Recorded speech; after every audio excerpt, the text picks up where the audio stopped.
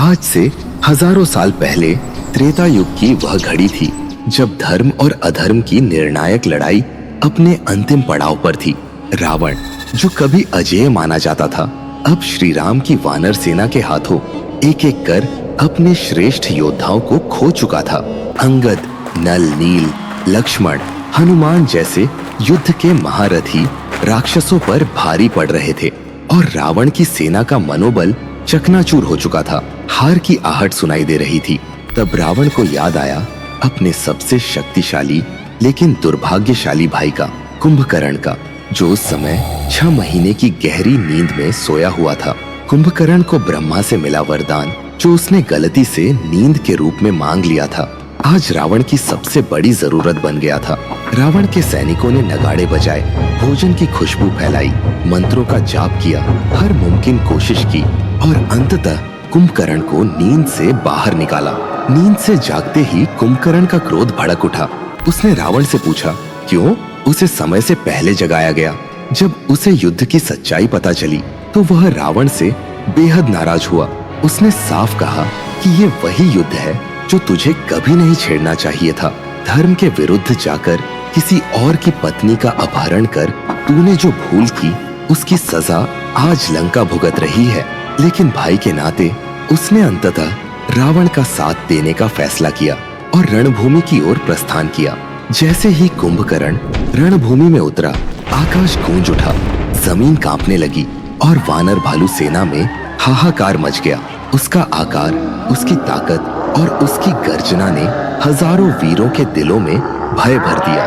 कई वानर और भालू रणभूमि छोड़कर भागने लगे, लेकिन तभी अंगद ने उन्हें ललकारा, उनकी वीरता को याद दिलाई और उन्हें रण से भागने से रोका। सेना में फिर से उत्साह लौटा और सभी मिलकर कुंभकर्ण के सामने डट गए। लेकिन कुंभकर्ण का सामना करना आसान नहीं था।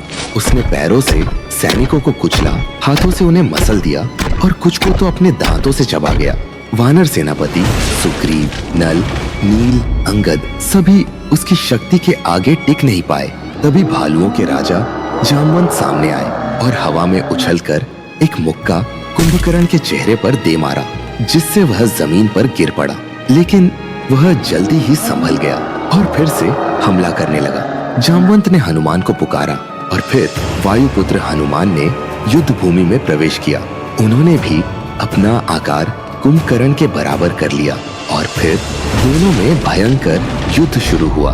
हनुमान ने गदा और मुक्कों से कुंभकर्ण पर वार किए, जिससे वह घायल हुआ। लेकिन फिर उसने भगवान शिव से प्राप्त शूल से हनुमान पर सीधा वार किया और शूल हनुमान के सीने में जा धंसा। हनुमान जमीन पर गिर पड़े और कुंभकर्ण ठहाके लगाने लगा। यह दृश्य देखकर लक्ष्मण क्रोधित हो उठे, धनुष बाण उठाया और कुंभकर्ण को युद्ध के लिए ललकारा। कुंभकर्ण ने उसे छोटा बच्चा समझकर मजाक उड़ाया और राम को सामने बुलाने को कहा। लक्ष्मण ने बाणों की बौछार कर दी, लेकिन कुंभकर्ण पर उनका कोई असर नहीं हुआ। तभी हनुमान को होश आया। उन्होंने अपने सीने से शूल को बाहर निकाला और उसे तोड़कर फिर से कुंभकर्ण पर टूट पड़े।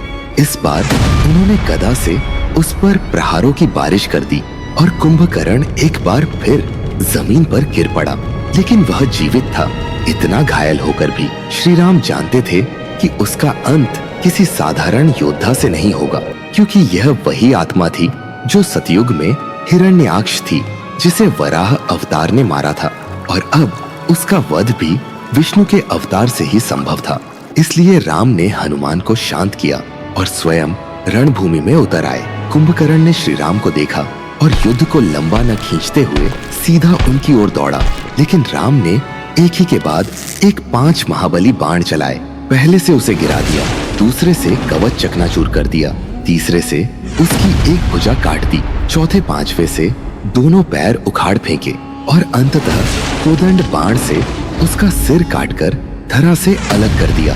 कुंभकर्ण वीरगति को प्राप्त हुआ।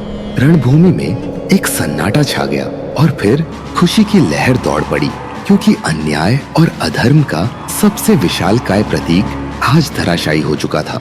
धर्म की जय हुई, श्री राम की जय हुई और वानर भालू सेना ने विजय का उद्घोष किया। अगर आपको ये कहानी रोचक लगी हो तो एक लाइक जरूर ठोकिए और ऐसी ही धर्म और वीरता की कहानियों के लिए चैनल को सब्सक्राइब करना बिल्कुल न भूलें। तब तक के लिए देखते रहिए हर परत से जुड़ा सनातन का सूत्र।